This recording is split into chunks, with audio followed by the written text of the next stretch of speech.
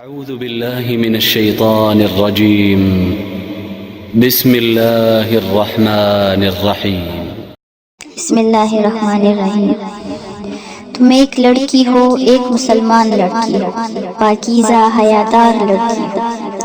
اپنے دل کو ہتھیلی پہ لیے نہ پھرو، اپنے خوابوں کو دریچوں میں بند کرو. خود پہ ضبط نفس کی دیواریں لگاؤ، اپنے گرد خودی کا جال بناؤ. دیکھو خاموش قدم آنے والوں کو روک دو، تم کوئی شے نہیں کہ ہر ایک کے لیے کھڑی ہو.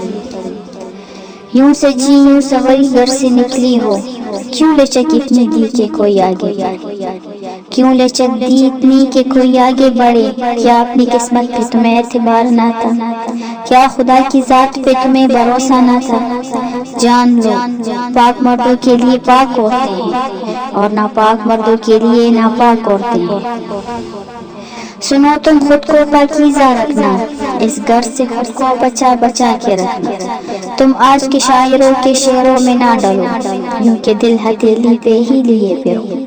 خود کو افسانہ نگاروں کے افسانوں میں نہ ڈھونڈو، تم اپنی ذات کی خود سے تعمیر کرو. تم مریم علیہ السلام بھی ہو، فاطمہ بھی ہو، عائشہ بھی ہو. دیکھو خود کو دنیا کے آگے مثال بناؤ. اس فرد کے معاشرے میں جب بھی نکلو گی، خود کو بڑا ہی بے بس پاؤ.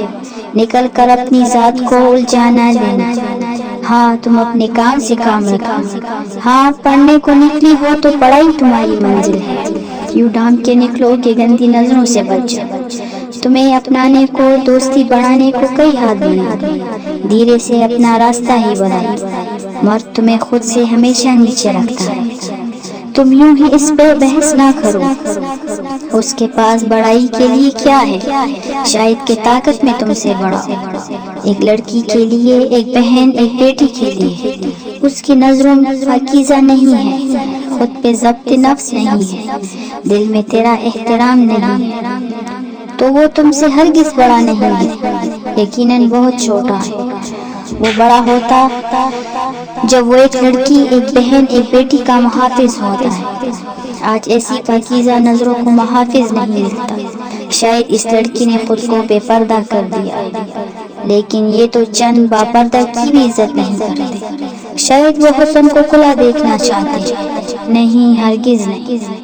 ابھی لڑکیاں اتنی ارزاں نہیں ہیں، ابھی انہیں ماں باپ کی عزت کا پاس ہے.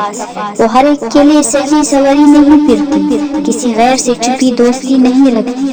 وہ چپ کے ماں باپ سے کسی انجانے پہ اعتبار نہیں.